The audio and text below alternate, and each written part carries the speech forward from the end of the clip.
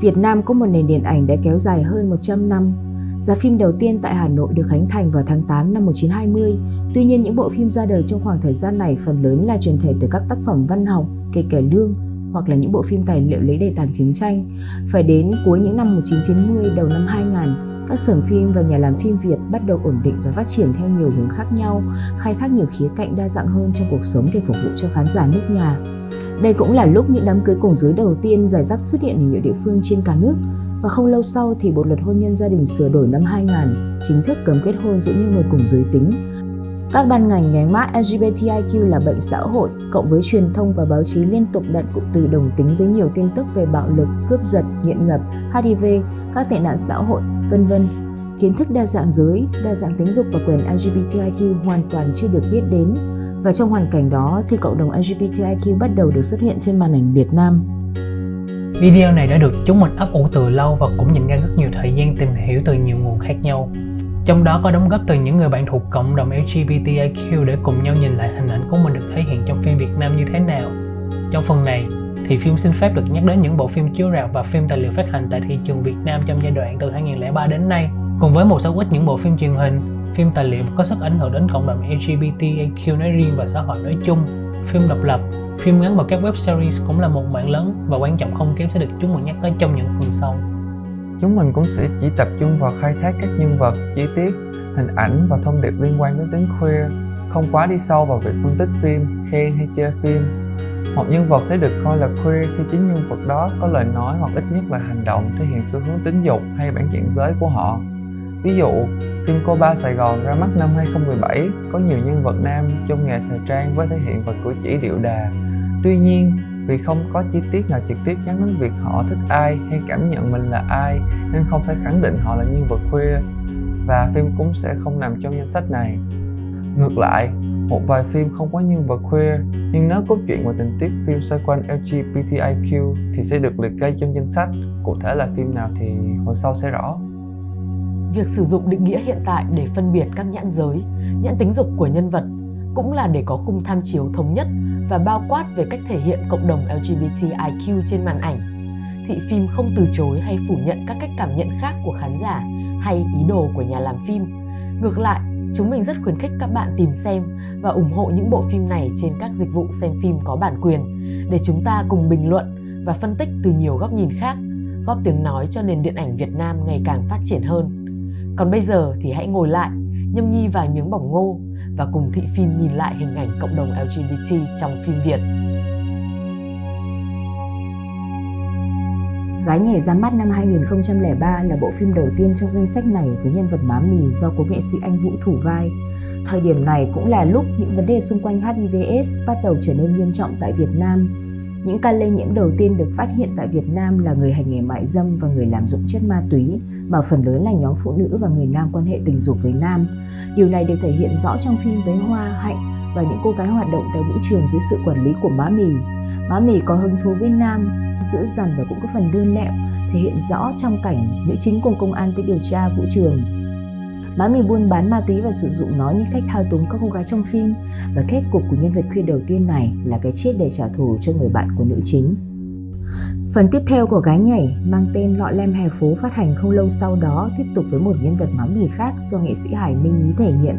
Nếu thể hiện của anh Vũ phần nào vẫn trung tính thì trong Lọ Lem Hè Phố, nhân vật của Minh Nhí có trang phục trang điểm đậm hơn và cử chỉ điệu đà, chanh chua và dữ dằn hơn nhiều. Tuy nhiên, vai trò của nhân vật này cũng chỉ dừng lại ở đó. Họa chăng, kết cục của má mì 2.0 này ít ra không phải là cái chết như phần đầu.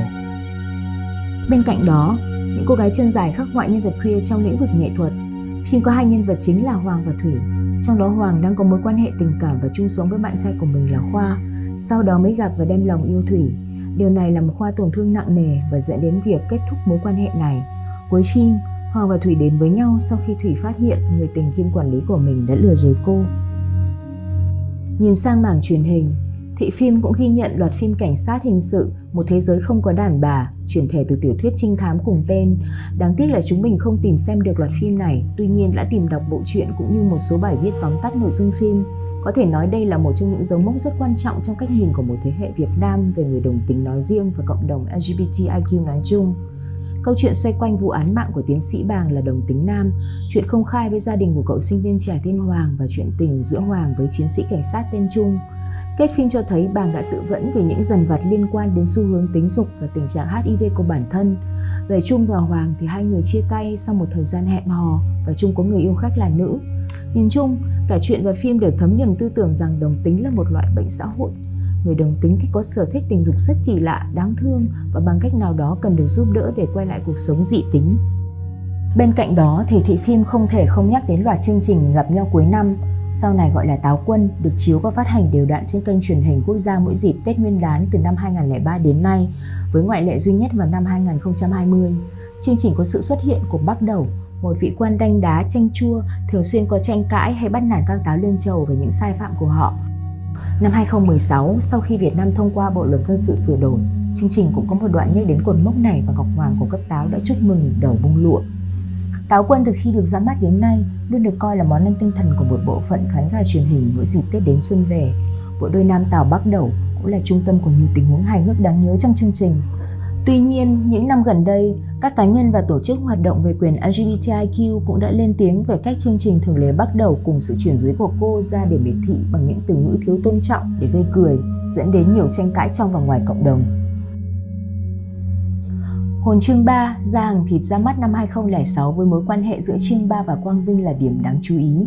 Trong phim, Quang Vinh luôn có mong muốn trở thành nữ rất rõ ràng, từ cách ăn mặc đầu phim cho đến phản ứng khi được đổi sang cơ thể của một cô gái vào cuối phim. Chương 3 thì tự tin nói về sự hấp dẫn của mình với cả hai giới. Nếu thiếu thông tin, người xem dễ dàng nhầm lẫn đây là một mối quan hệ giữa hai người đồng tính, mà có lẽ ý đồ của nhà làm phim vào lúc bấy giờ là vậy thật. Nhưng suy cho cùng, dù khán giả có cảm nhận thế nào, tính khuya và thông điệp hãy sống là chính mình của phim cũng khá rõ ràng, hiện cả dòng chữ lúc hết phim cơ mà. Cùng năm đó, bộ phim 2 trong 1 lấy cảm hứng từ Some Like It Hot, có nhân vật chính là Lộc dành ra hơn một nửa thời lượng phim ở trong trang phục phụ nữ. Tuy nhiên, Lộc vẫn là một chàng trai dị tính hợp giới, anh có tình cảm với nữ chính do Ngô Thanh Vân thủ vai. Việc mặc trang phục nữ của anh chỉ nhằm cho việc tìm kiếm kho báu ở tòa nhà này. Tuy nhiên thì phim cũng có sự xuất hiện của một nhân vật nam lớn tuổi, thường xuyên thể hiện sự hấp dẫn của mình với cô vũ công mà Lộc đang đóng giả.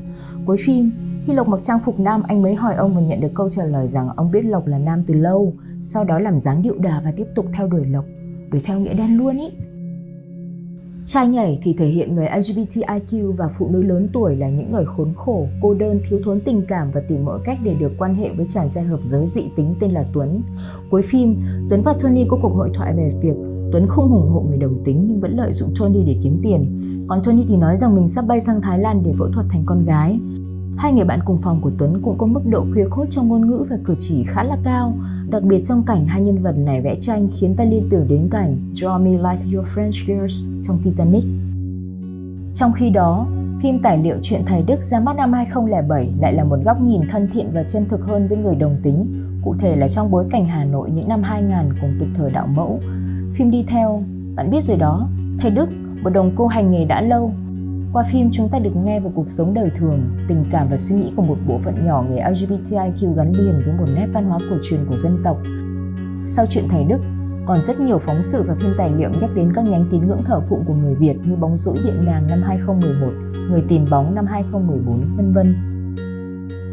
Cô Gái Xấu Xí, chuỗi phim sitcom 176 tập nổi tiếng một thời được làm lại từ series Ugly Betty cũng là một ví dụ điển hình và có sức ảnh hưởng lớn đến nhận thức của công chúng về người đồng tính. Trong phim, nhân vật Hùng Long do Lý Hải thể hiện là một nhà thiết kế đồng tính công khai. Anh là một người kiêu căng, đanh đá và khó ưa. Đây cũng là giai đoạn hình thành và phát triển của các dự án, các tổ chức đầu tiên hoạt động về quyền LGBTIQ tại Việt Nam, khởi đầu cho những bước chuyển mình cho truyền thông và nhận thức xã hội trong giai đoạn sắp tới. Bài báo Thế giới không có người bất bình thường được đăng trên báo Thanh niên năm 2009 là dấu mốc quan trọng cho những bước đi đầu tiên này của các tổ chức vận động quyền LGBTIQ. Cũng là một bộ phim truyền hình nổi tiếng, Cùng Mặt Trời thể hiện cuộc sống và tình cảm đôi lứa của một nhóm bạn sinh viên theo học tại thành phố Hồ Chí Minh. Những tập đầu tiên của phim còn nhắc đến việc Tùng có thể hiện tomboy và vẫn nhận định mình là nữ. Đến nửa cuối, phim mới có sự xuất hiện của nhân vật đồng tính nam tên Khoa. Diễn biến tâm lý của Khoa cùng các nhân vật xung quanh trong quá trình công khai được thể hiện trực tiếp và là tuyến truyện chính của phim trong nhiều tập, được khán giả đón nhận tích cực. Tuy nhiên, trong những tập tiếp theo, phim lại có tuyến truyện khác xung quanh việc Đoàn băn khoăn về xu hướng tính dục của bản thân, được nhóm bạn áp dụng đủ các biện pháp để cứu chữa cho anh và kết quả là anh đã có bạn gái. May quá ha! Chợt nhớ đến khoảng thời gian đó, khái niệm đồng tính thật và đồng tính giả vẫn không được khoa quốc tế công nhận nhưng lúc này vẫn còn tràn lan và được rất nhiều báo giới cũng như các cơ quan ngôn luận tại Việt Nam sử dụng. Thị phim Đếm không ít hơn 2 lần khái niệm này được gián tiếp nhắc đến trong Cổng Mặt Trời như là một sự cố gắng để giải thích cho một hiện tượng lạ mà nhiều người còn chưa hiểu. Nhưng dù sao, sức ảnh hưởng từ câu chuyện của Khoa cũng đã rất lớn, giúp cho nhiều gia đình phần nào có cái nhìn thương cảm hơn về người đồng tính nam. Phim cuối cùng trong thời kỳ đầu tiên của điện ảnh LGBTIQ Việt Nam này là Chơi Vơi. Nhóm đồng tính nữ đến tận thời gian này mới xuất hiện. Tuy nhiên, bản dạng queer của nhân vật Cầm cũng như mối quan hệ của cô với Duyên lại khá chìm. Ẩn hiện đằng sau chủ đề rộng hơn của phim là những mối quan hệ chằng chịt và khát khao khám phá bản thân. Nhận được nhiều đánh giá cao và giành một số giải thưởng trong liên hoan phim quốc tế, nhưng Chơi Vơi lại không được khán giả phổ thông đánh giá cao. Nhìn chung, khoảng thời gian từ 2003 đến 2009 chào đón sự xuất hiện của nhiều hướng tiếp cận với cộng đồng LGBTIQ. Sự đa dạng trong thái độ, các nhóm cộng đồng và đặc biệt là thông điệp truyền tải cũng là một dấu hiệu đáng mừng. Tuy nhiên, ta cũng dễ dàng nhìn thấy bối cảnh mà phần lớn những phim này sử dụng là thành phố, quán bar, vũ trường hoặc các ngành nghề liên quan đến nghệ thuật, thời trang và gắn nhiều với yếu tố tình dục, cộng thêm nhiều tin tức và thể hiện tiêu cực về những vụ án mạng liên quan đến người đồng tính và cặp đôi cùng giới. Các nhóm song tính và chuyển giới có thể nói là đã xuất hiện nhưng chưa hiện diện. Họ được nhìn thấy trên màn ảnh nhưng chưa được tôn trọng, chưa được thừa nhận là một mảng màu riêng biệt và đa dạng trong cộng đồng LGBTIQ. Bên cạnh đó, khái niệm đồng tính giả tràn lan, gây hiểu nhầm rằng đồng tính có thể tập nhiễm và có thể chữa trị, chứ không phải những người queer đang được thể hiện này thuộc một nhóm đa dạng nào khác ngoài tiêu chuẩn đồng tính hay dị tính. Điều này đã vô tình đặt một nền tảng nhận thức khá nguy hại, gây ra hoặc củng cố nhiều định kiến và hiểu lầm đối với cộng đồng LGBTIQ, mà hệ quả của nó có lẽ còn kéo dài đến ngày hôm nay. Những nụ hôn rực rỡ là phim âm nhạc có nhiều nhân vật và nhiều mạch truyện. Trong đó có câu chuyện của Lâm cùng mối quan hệ của anh với anh chàng ca sĩ quen trong nhóm nhạc For You. Lâm là một người dễ thương, tài năng, được bạn bè và đồng nghiệp yêu mến. Còn Quang thì tỏ vẻ khô khan, bí ẩn và gặp nhiều mâu thuẫn với thành viên khác trong nhóm. Trong đó có nhiều cảnh nam chính mỉa mai xu hướng tính dục của anh. Việc thổ lộ công khai của cặp đôi này và cảnh hôn cuối phim cũng là trong những điểm cao trào đầy cảm xúc của những nụ hôn rực rỡ. Để mai tính, bộ phim ra mắt cùng năm với nhân vật Hội thì lại khác. Câu chuyện tình cảm đổ vỡ của Hội làm nền cho quá trình đến với người con gái trong mộng của nam chính. Phim khắc họa Hội trang điểm đậm, mặc đồ sặc sỡ và có điệu bộ, Cũng không ít lần Hội tỏ rõ mình có hứng thú với nam chính, nhiều lần ve vãn, đụng chạm, đùa giỡn về tình dục một cách khiếm nhã với anh. Điểm đặc biệt mà thị phim phải ghi nhận là nụ hôn giữa Hội và Dũng, nhằm mục đích giúp cho Hội phần nào thấy bớt cô đơn, tủi thân khi đến dự tiệc của người yêu cũ. Như bạn đã thấy, cả hai phim ra mắt trong năm 2010 đều có những nụ hôn queer đầu tiên, đánh dấu một bước chuyển mình táo bạo và mạnh dạn hơn trong việc khắc họa người LGBTIQ. Có lẽ không phải tự nhiên mà những nụ hôn rực rỡ lại có một câu thoại: mấy ông kiểm duyệt thoáng hơn rồi. Năm 2011 đánh dấu thời điểm ra mắt của một bộ phim truyền hình có sức ảnh hưởng rất lớn khác trong dòng phim trinh thám của Việt Nam. Đó chính là Những Đứa Con Biệt Động Sài Gòn. Phim khắc họa nhân vật Phượng Đê dựa vào hình tượng có thật của chùm xã hội đang nổi tiếng một thời, Dung Hà, khi đang hoạt động tại thành phố Hồ Chí Minh. Có lẽ nhờ bối cảnh và hình tượng này mà các nhà làm phim không ngần ngại để Phượng thể hiện tính queer của một cách đầy tự tin, từ giọng nói đanh thép, cử chỉ âu yếm bạn gái đến trang phục đều cực kỳ ấn tượng. Tuy nhiên, vì dựa vào nguyên mẫu có thật nên ai biết về chuyện Nam Cam hại Dung Hà ấy đều đã biết trước được cái kết của nhân vật Phượng Đê này.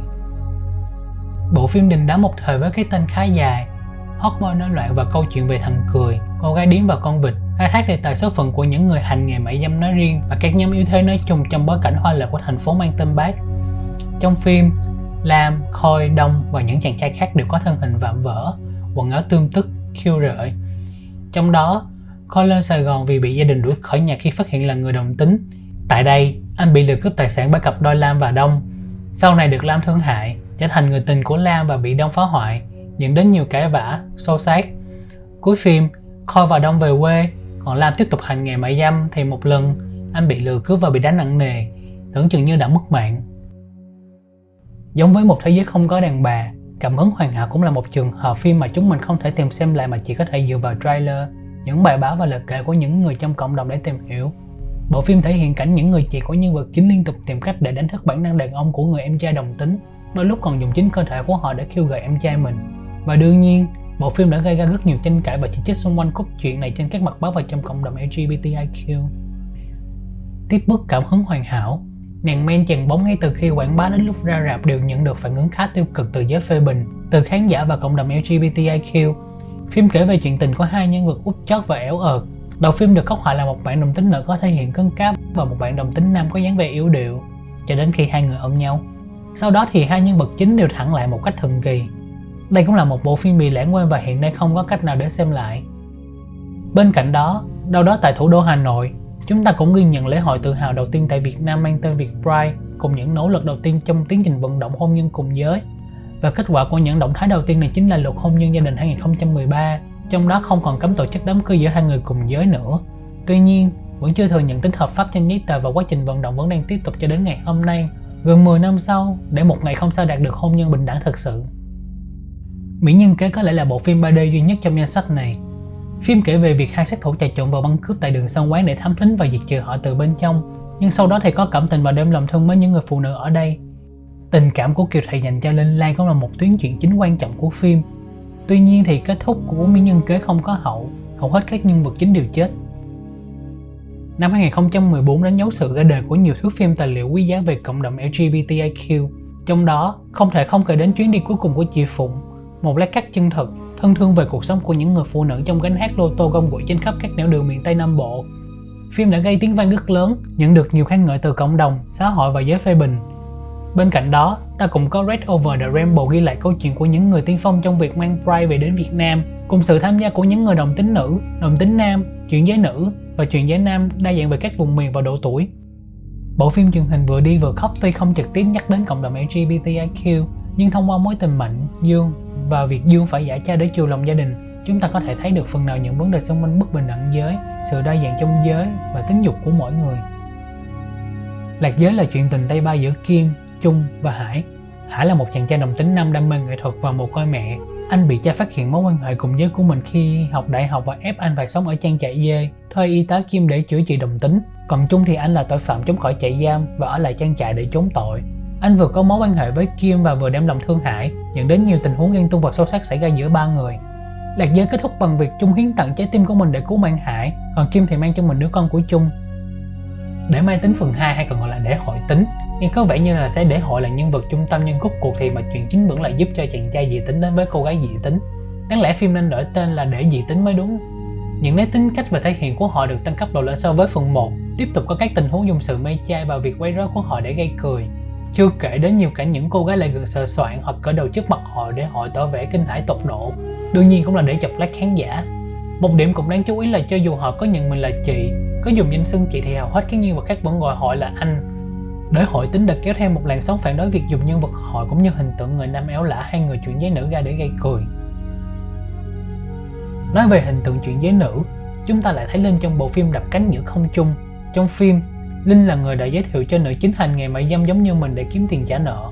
Cuối phim, Linh bị thương nặng do bị đánh ghen và quyết định lên Sài Gòn lập nghiệp. Nhân vật Quang Huy trong Chàng Trai Năm Ấy cũng là một trong những thể hiện của cộng đồng LGBTIQ cần được ghi nhận. Huy là một chàng trai đồng tính nam, fan hâm mộ của nhân vật chính Đình Phong. Sau khi được gặp và nói chuyện với thần tượng, nghe về câu chuyện của Phong, Huy đã có thêm can đảm để công khai với cha mẹ và giới thiệu bạn trai của mình. Phim Yêu ra mắt trong thời điểm Mỹ hợp pháp hóa hôn nhân cùng giới và cũng truyền tải thông điệp Love wins, tình yêu luôn chiến thắng. Yêu được bản điện hóa từ nguyên tác là The Love of Siam, bộ phim Thái Lan ra mắt năm 2007, với một số thay đổi về bối cảnh trường học, hoàn cảnh gia đình và đặc biệt nhất là thấy nhân vật chính thành một cặp đôi nữ yêu nữ là Tú và Nhi. Tú do mất anh trai nên dù không muốn, cô phải cắt tóc ngắn, chơi bóng rổ và giả làm anh mình để chiều lòng người cha bệnh yếu. Tú thể hiện rất rõ tình cảm của mình đối với Nhi và từ chối lời tỏ tình của Miến. Còn Nhi thì đang hẹn hò với một chàng trai khác là Hoàng. Khác với bản gốc, phim kết thúc có hậu và tươi sáng hơn. Tú và Nhi có thể chính thức đến với nhau. Phim Yêu đã kéo thêm một làn sóng tranh cãi về cảnh hôn nhau với hai nhân vật chính có đáng để khiến cho bộ phim phải gắn mác 18 cộng không. Đương nhiên, đây không phải lần đầu tiên cũng không phải là lần cuối cùng vấn đề kiểm duyệt độ tuổi đối với phim LGBTIQ được bàn tới. Đi tìm Phong hay Finding Phong là bộ phim tài liệu ghi lại quá trình tìm lại chính mình thông qua các biện pháp can thiệp y tế của Phong, cùng những tâm sự và lời kể của cô, của bạn bè và gia đình thân thương của mình. Tuy không được công chiếu rộng rãi ngoài rạp, nhưng Tìm Phong cũng thường xuyên được chiếu và thảo luận trong những sự kiện cộng đồng LGBTIQ. Siêu nhân X kể về câu chuyện của một chàng trai siêu nhân là người đồng tính nam như Ngô Kiến Huy thủ vai. Vì trong phim nhiều nhân vật không có tên nên thì phim xin phép tạm gọi là anh X. Như đã nói, X được thể hiện là một người đồng tính nam, có sức mạnh và tốc độ phi thường. Anh có cá tính mạnh, sợ dáng, thương mẹ và thầm yêu một chàng ca sĩ điển trai. Tiếc rằng mối quan hệ này chỉ dừng ở mức bạn bè, nhưng cách trả lời tôn trọng của anh khi X thổ lộ tình cảm của mình, cũng như cách mà mẹ X phản ứng khi biết con mình cong là một điểm sáng cần được nhắc đến. Bên cạnh đó, phim cũng có thông điệp ngầm về việc trút bỏ vỏ bọc bên ngoài và sống thoải mái với chính mình. Tiếp theo siêu nhân X, chúng ta lại có cầu vồng không xác kể về chuyện tình của hai anh em nuôi Hoàng, Hùng và phản ứng gay gắt của gia đình khi phát hiện mối quan hệ này của hai người. Phim có thông điệp rõ ràng rằng đồng tính không phải là bệnh và cũng là một lời nhắc nhở cho những người phụ huynh có con LGBTIQ. Có lẽ chính vì vậy mà tiếc thay, do sự cấm cản gay gắt của người mẹ, hai nhân vật chính không thể đến được với nhau. Hùng gặp tai nạn qua đời và Hoàng thì bỏ nhà đi trong tình trạng tâm thần không ổn định. Ngoài hai nhân vật chính là Hoàng và Hùng, chúng ta còn thấy hình ảnh nhiều người queer khác trong một quán bar có tên cầu vồng. Đây cũng là một trong những lần ít ỏi mà hình tượng cầu vồng và hình ảnh một không gian sinh hoạt dành riêng cho cộng đồng LGBTIQ được thể hiện trực tiếp trên màn ảnh bạc. Bên cạnh đó, khá nhiều nhân vật phụ xuất hiện trong phân cảnh này là người LGBTIQ có tiếng tăm. Con ma nhà họ Vương là câu chuyện về là chuyện của Nam, một chàng trai đồng tính do nhậu say phạm tội nên phải bỏ trốn lên Sài Gòn. Tại đây anh được một người lạ mặt tên Huy liên hệ, tỏ ý muốn sở hữu anh trong một ngày với giá tiền lớn. Sau cuộc gặp gỡ này, Nam nhận ra lỗi lầm của mình, quay về quê nhận tội và sống thật với bản thân hơn. Bộ phim được quảng bá mạnh mẽ và gây chú ý với cảnh Nam và người bạn thân dị tính của mình tên Khánh thử cảm giác hôn nhau. Tình bạn của hai người được thể hiện rất thân thiết, thân đến mức hai anh chàng này chần chuồng tắm xong, rượt nhau slow motion với đòi hôn nhau hoài luôn. Khi Nam tỏ tình thì Khánh rất thoải mái, nói rằng mình cũng rất thương Nam dù không yêu anh. Sự kiện đặc biệt nhất vào năm 2015 và cũng là dấu mốc để thì phim kết thúc thời kỳ này chính là việc Bộ luật dân sự sửa đổi được chính thức thông qua, trong đó hợp pháp hóa quyền chuyển đổi giới tính tại Việt Nam. Bên cạnh việc bỏ cấm tổ chức kết hôn cùng giới và nhiều thay đổi trong các ban ngành, từ y tế đến giáo dục và lao động, thì bộ luật này cũng là thành quả rất lớn của nhiều người chuyển giới nói riêng và người LGBTIQ Việt Nam nói chung. Cho đến nay, cộng đồng người chuyển giới vẫn tiếp tục làm việc với các ban ngành liên quan để một ngày không xa có thể ban hành bộ luật chuyển đổi giới tính cụ thể và phù hợp nhất. Quay lại với lĩnh vực điện ảnh, bên cạnh những thước phim chân thật hơn về người chuyển giới, chúng ta cũng thấy các nhà làm phim đã cố gắng nhiều hơn trong việc thử nghiệm và cố gắng lồng ghép thêm nhiều yếu tố vào nhân vật LGBTIQ của mình. Tuy rằng không phải lúc nào cũng đạt được kết quả như mong muốn, một số phim còn sử dụng yếu tố đồng tính như là một công cụ để hút khách, câu view. Nhưng dù sao đó cũng chính là những bài học kinh nghiệm đáng nhớ để các nhà làm phim và nhà phát hành học hỏi và phát triển mạnh mẽ hơn. Khái niệm đam mỹ và phim đam mỹ vốn đã xuất hiện ở Việt Nam từ lâu, nhưng khoảng thời gian này đã dần bắt đầu được đại chúng hóa. Các phương tiện truyền thông và những đoạn đối thoại về phim cũng bắt đầu chuyển sang gọi những phim nam yêu nam với cái tên này và dần ít sử dụng đồng tính, gay hay là LGBT hơn. Thời điểm này cũng là lúc các mạng lưới trẻ hoạt động về quyền và sức khỏe của người LGBTIQ nở rộng và hoạt động mạnh mẽ khắp các tỉnh thành từ Bắc tới Nam, từ online tới offline, từ việc Pride đến các hội thảo, buổi gặp mặt hay các chương trình hỗ trợ cộng đồng. Quay lại chủ đề chính, bộ phim đầu tiên trong thời kỳ này là Sài Gòn, Anh Yêu Em. Như là một bức thư tình gửi đến người thương, phim đã khắc họa những nét cổ kính, cảm động, chân thành nhưng cũng không kém nhộn nhịp, phồn hoa của thành phố mang tên Bác. Trong phim có sự xuất hiện của ba nhân vật đồng tính là Đức, Khánh và Mỹ Mỹ. Trong đó Đức và Khánh quen nhau và hẹn hò trong khoảng thời gian Đức về Việt Nam tìm người cha thất lạc của mình, cũng chính là ông Sáu, người nghệ sĩ hát cải lương sẽ diễn trong chương trình mà Mỹ Mỹ tham gia tổ chức. Đối với Mỹ Mỹ, câu chuyện của anh xoay quanh mối quan hệ thân thiết, gắn bó với người mẹ đơn thân của mình, cùng nhau bươn chải và vượt qua nhiều khó khăn trong cuộc sống. Lô Tô là phim thương mại Việt đầu tiên có nhân vật chính là người chuyển giới nữ. Lấy cảm hứng từ Chuyến đi cuối cùng của chị Phụng, phim xoay quanh cuộc đời của Lệ Liễu từ lúc cô bỏ nhà đi, tham gia gánh hát lô tô và sau này trở thành người dẫn dắt đoàn. Phim không ngần ngại sử dụng các từ lóng về người LGBTIQ trong nhiều phân cảnh, cũng như khắc họa chân dung của những cô gái trong đoàn với nhiều nét tính cách và thể hiện khác nhau. Lại nói về mạch truyện chính của cô Liễu, cuối phim, bạn trai của cô Liễu chết vì bảo vệ cô, còn cô cuối cùng cũng công khai với người con gái mà mình để lại khi bỏ nhà ra đi. Phim kết thúc bằng cảnh cô Liễu cắt tóc ngắn, mặc đồ nam. Wow.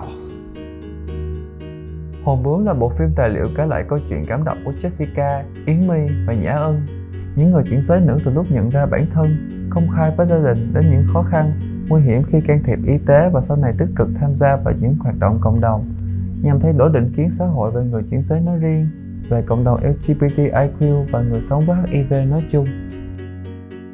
Phần 2 của Hot Boy nổi loạn tập trung hẳn vào nhân vật Lam và Long cùng tuyến truyện của họ, không còn sự xuất hiện của chàng cười và cô Hạnh nữa. Phim tiếp tục xoáy sâu vào cuộc đời sóng gió cùng những mối quan hệ chằng chịt giữa những người đồng tính nam hành nghề mại dâm ở Sài Gòn.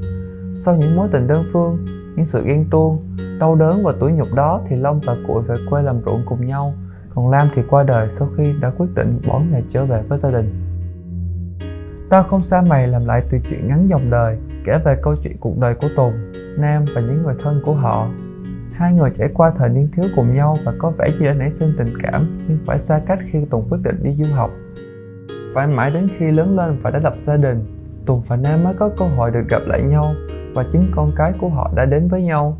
Phim có tuyến truyện phụ với nhân vật Hải là người chuyển giới nữ và nhân vật chàng khờ mê muội Hải đến mức ngày nào cũng tự làm đau bản thân mình để được Hải khám, mặc cho Hải vẫn luôn si mê Trường, con trai của Tùng.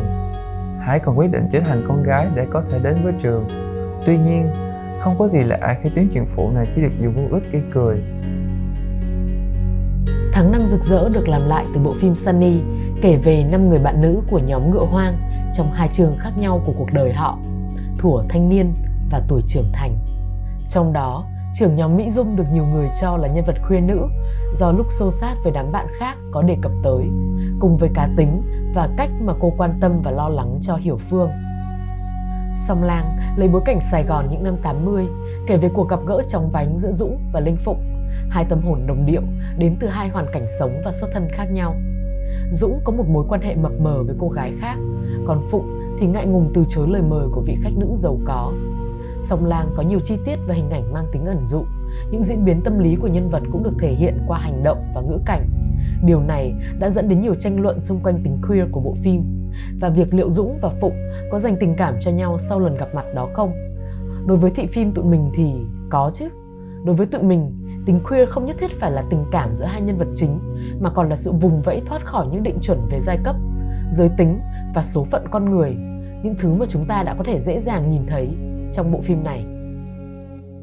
Xóm trọ 3D được chuyển thể từ vở kịch cùng tên đã từng được công diễn vào năm 2015. Phim có nhân vật trung tâm là cặp đôi dị tính Phong và Na, sống trong một khu nhà trọ dành riêng cho người queer nam, hay trong phim còn gọi là 3D. Toàn bộ các nhân vật 3D này đều có thể hiện điệu đà, bao gồm cả Phong, mỗi khi anh đóng giả mình là gay. Nhân vật đồng tính nữ có biệt danh ông nội thì có thể hiện đặc biệt mạnh mẽ và dữ dằn. Nữ chính Na lúc đầu phim cũng vậy, nhưng khi yêu Phong thì cô trở nên dịu dàng, thướt tha, mở ngoặc kép như một người phụ nữ thực thụ, đóng ngoặc kép. Các nhân vật 3D còn lại thì đều là những người khao khát tình yêu thương, có ước mơ lập nghiệp nhưng gặp nhiều khó khăn do sự kỳ thị của gia đình, từ xã hội và đều không có hoặc thất bại trong chuyện tình cảm. Ngược lại thì thị phim lại đếm được trong Xóm trọ 3D có tới 3 lần nam chính và nữ chính hôn nhau, bao gồm cả cảnh cuối phim khi Phong đang thuyết giảng cho cộng đồng về chuyện chỉ cần sống tốt với giới tính của mình như tôi nè.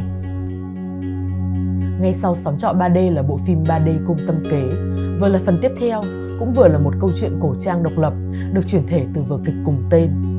Cốt truyện chính của phim là việc phủ quan đại nhân gần như không bao giờ gần gũi với 3 vị phu nhân của mình, mà chỉ thân thiết với Y Lan phu nhân như là hai người chị em.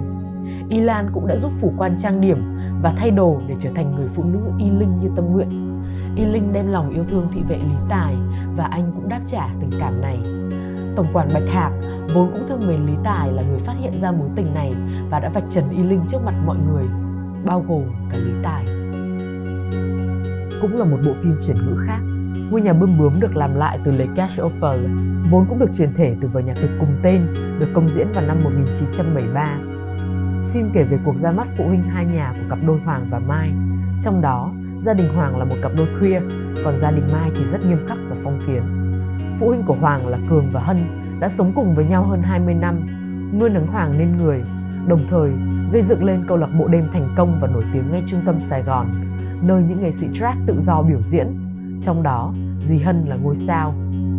Mối quan hệ vượt ngoài định chuẩn xã hội của hai người là điểm sáng và đã dẫn dắt mạch cảm xúc của cả bộ phim. Kèm theo đó là rất nhiều thông điệp về sự tự hào, đa dạng và sự tôn trọng đối với nghệ thuật drag.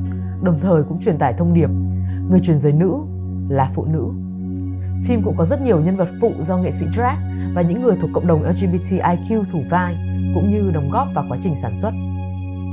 Thưa mẹ con đi tiếp tục kể về một câu chuyện công khai của cậu du học sinh tên Văn về gia đình trong dịp cậu dẫn người yêu là Ian về thăm quê. Mối quan hệ giữa hai người cũng khá nhẹ nhàng, các cảnh phim giữa họ đều gần gũi và dễ thương. Bên cạnh đó, khía cạnh gia đình và người thân của người queer cũng được Thưa mẹ con đi thể hiện rất chân thực.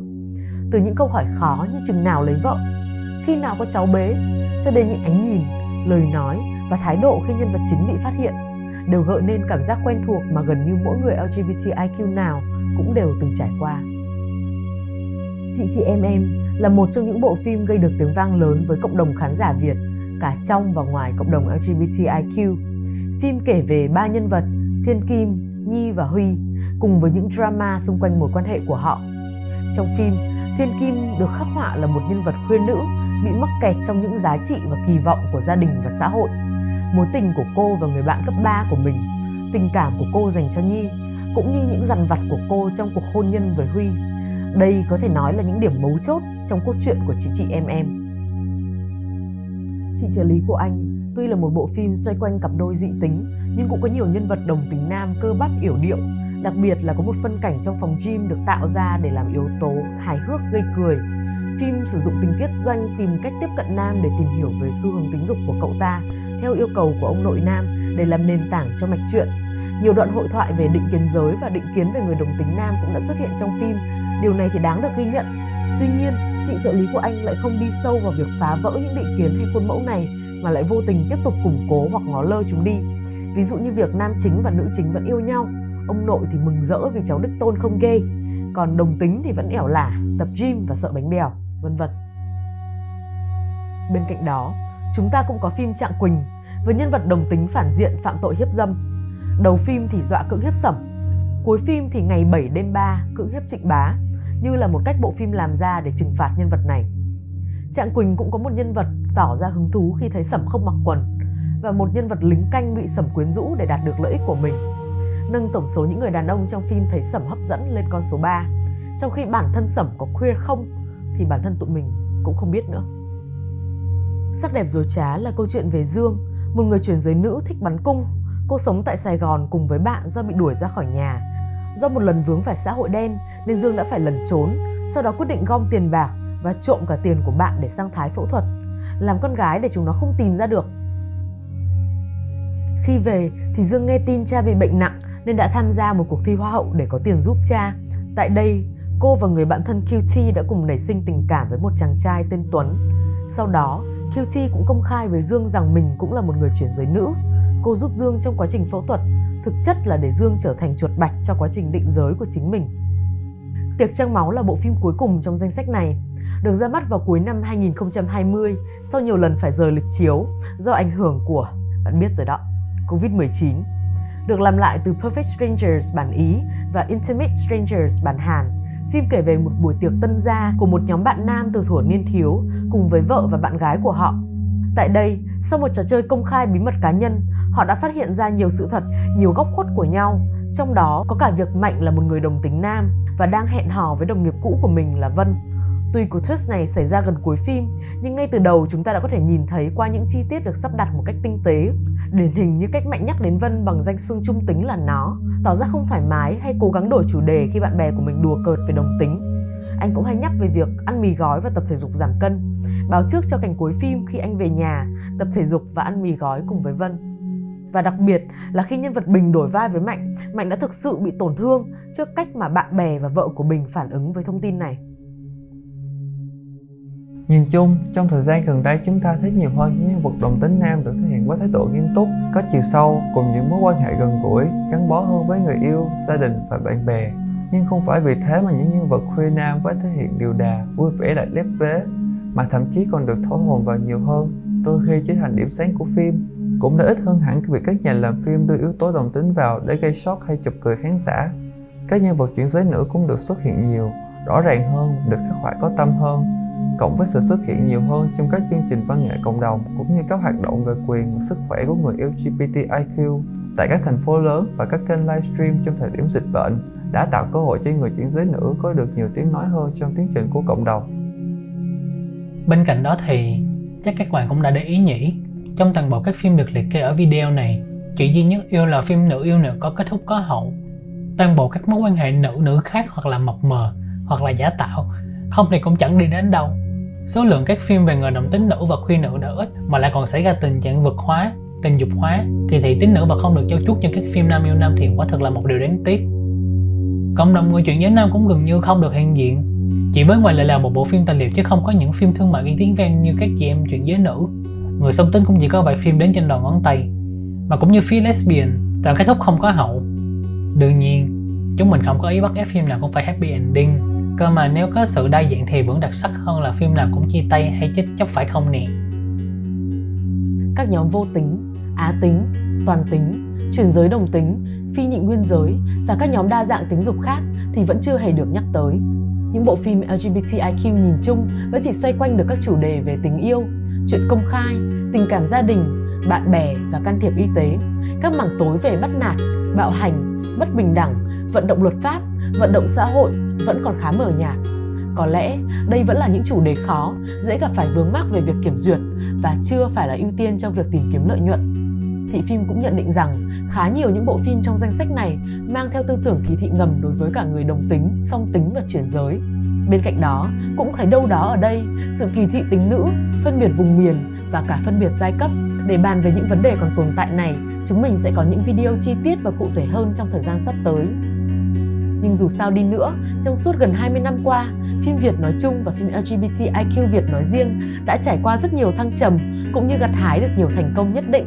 Và có lẽ trong một tương lai không xa, chúng ta sẽ được nhìn thấy nhiều hình ảnh đa dạng hơn và nhân văn hơn, có nhiều sự tham gia của các tổ chức hoạt động về quyền và sức khỏe của người LGBTIQ hơn nữa. Vậy là hành trình nhìn lại lịch sử phim LGBTIQ Việt Nam của chúng ta đã sắp đi đến hồi kết rồi. Cảm ơn các bạn rất nhiều vì đã dành thời gian ra xem đến tận lúc này. Hy vọng trong tương lai không xa, Thị Phim sẽ có cơ hội được quay lại chủ đề này cùng với các bạn. Vì vậy nên các bạn biết rồi đó, hãy chia sẻ, like, bình luận và đăng ký nhận tin từ chúng mình để ủng hộ chúng mình trong những sản phẩm tiếp theo nhé. Đây có lẽ là video dài và tốn nhiều thời gian nhất mà Thị Phim từng làm. Vì vậy nếu có bất kỳ thiếu sót hay nhầm lẫn nào, rất mong các bạn thông cảm và đừng ngại góp ý nhé. Một lần nữa, xin cảm ơn và hẹn gặp lại.